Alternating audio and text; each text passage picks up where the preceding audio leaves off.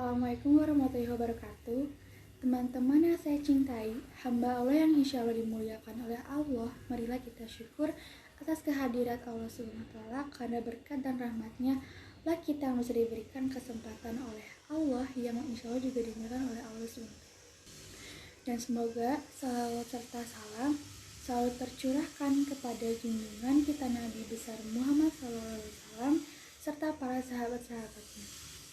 Pada kesempatan kali ini, saya akan membagikan ilmu dan pengetahuan yang saya tahu tentang apa itu zina dan bagaimana hukumnya dalam Islam. Seseorang yang melakukan zina berarti telah melakukan perilaku tak beradab yang sangat keji dan juga dibenci oleh Allah. Zina merupakan perbuatan paling tidak senonoh yang menggambarkan betapa akal sehat pelakunya tidak berjalan sama sekali.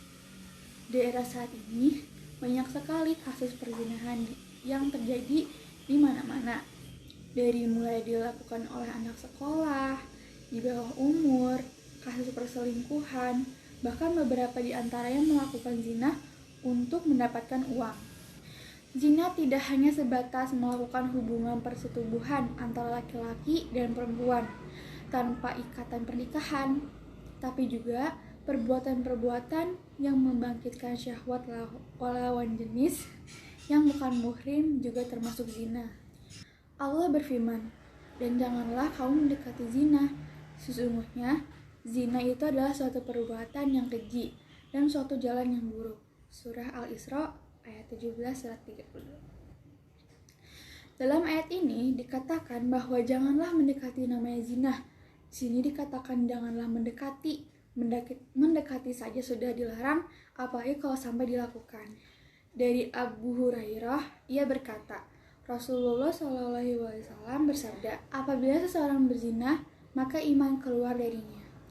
Dari hadis tersebut, sangat jelas bahwa zina merupakan suatu perbuatan yang amat hina, hingga dikatakan bahwa orang yang berzina sudah tidak lagi memiliki iman. Dia tidak merasa malu kepada Allah saat melakukannya. Itu bukanlah sifat orang yang beriman. Saya akan menjelaskan tentang macam-macam zina. Yang pertama, zina alaman. Zina alaman itu adalah zina yang melibatkan panca indera. Dalam salah satu hadis, Rasulullah SAW bersabda, telah diterapkan bagi anak-anak Adam yang pasti terkena kedua matanya yang melihat, kedua telinga zinanya yang mendengar, lisan zinanya yang berkata-kata, tangan zinanya yang menyentuh, kaki zinanya yang berjalan, hati zinanya adalah keinginan atau hasrat, dan yang membenarkan dan mendustakannya ialah kemaluan. Hadis riwayat Muslim. Nah, zina alaman ini terbagi menjadi beberapa jenis, yaitu zina kolbi adalah zina yang dilakukan oleh hati, yaitu ketika memikirkan atau menghayalkan lawan jenis yang diikuti dengan perasaan senang. Lalu ada zina ain, adalah zina yang dilakukan dengan mata, yaitu ketika seseorang memandang lawan jenis dengan diikuti oleh perasaan senang. Lalu zina lisan, adalah zina yang dilakukan oleh lisan, yaitu ucapan ketika membicarakan lawan jenis yang diikuti dengan perasaan senang. Dan yang terakhir ialah zina yadin, adalah zina yang dilakukan oleh tangan, yaitu ketika dengan sengaja menyentuh bagian tubuh lawan jenis yang diikuti dengan perasaan senang. Yang kedua, ada zina musan. Zina musan itu adalah zina yang dilakukan oleh seseorang yang telah memiliki suami atau istri, dalam arti selingkuh. Zina ini diperbuat antara lawan jenis dengan melibatkan alat kelamin yang bukan milik muhrimnya. Artinya, seseorang yang sudah menikah tapi tidak menjaga dirinya untuk muhrimnya. Dan yang terakhir, zina gairu musan, yang dilakukan oleh mereka yang belum sah atau menikah. Contohnya, mereka yang sedang menjalin hubungan sebelum menikah atau berpacaran namun melakukan perbuatan zina. Akan membahas tentang hukuman yang diberikan untuk orang yang berbuat zina.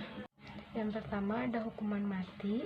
Hukuman mati ini merupakan hukuman yang paling hina yang diberikan kepada orang yang berbuat zina. Lalu pelakunya akan dilempari batu sampai mati.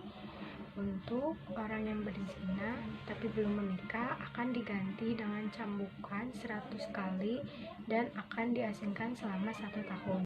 Lalu yang kedua diberikan hukuman di hadapan orang-orang yang beriman. Allah memerintahkan agar hukuman untuk orang yang berzina supaya disaksikan oleh orang banyak yang beriman agar menjadikan pembelajaran serta memberikan efek yang jerak. Lalu Allah juga melarang untuk mengasihani orang yang berbuat zina, karena berbuat zina itu suatu dosa yang sangat besar. Hal ini terdapat pada surat An-Nur ayat 2. Yang artinya perempuan dan laki-laki yang berbuat zina, maka deralah seorang dari keduanya tersebut 100 kali dera.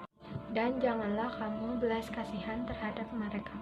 Dan jika kamu orang yang beriman kepada Allah dan hari akhirat, hendaklah kamu menyaksikan mereka dihukum di hadapan orang yang beriman. Nah, di sini saya bakal menjabarkan beberapa poin tentang bahayanya melakukan zina. Nah, itu yang di poin pertama, menumpuk dosa. Sebab zina adalah perbuatan yang di dalamnya terkumpul berbagai macam dosa, sehingga merusak akhlak dan menghilangkan sikap menjaga diri dari berbuat dosa pada mereka yang berbuat. Terus yang kedua, martabat orang yang melakukan zina itu akan hancur, baik di hadapan Allah maupun sesama manusia. Nah, pelakunya pun menjadi tidak memiliki rasa malu lagi. Nah, terus yang ketiga, menghilangkan cahaya pada wajah sehingga mereka yang berbuat zina akan memiliki wajah yang muram dan gelap. Hatinya pun diselimuti dengan kesuraman dan kegelapan. Nah, terus yang keempat, mereka yang berbuat zina itu akan kekal dalam kemiskinan dan tidak akan pernah merasa cukup terhadap apa yang didapatnya. Terus yang kelima, pelaku zina itu akan dicampakkan oleh Allah Subhanahu wa Ta'ala sifat liar di hatinya. Yang keenam, mendapat kehinaan di hadapan Allah Subhanahu wa Ta'ala, bahkan oleh sesama manusia pun akan dipandang jijik serta menghilangkan rasa kepercayaan. Nah, terus yang ketujuh, akan tercium darinya bau busuk oleh orang mukmin yang hatinya bersih. Terus yang kedelapan, orang yang berzina hatinya itu menjadi sempit sehingga apa yang dia dapat di kehidupannya itu menjadi tidak baik.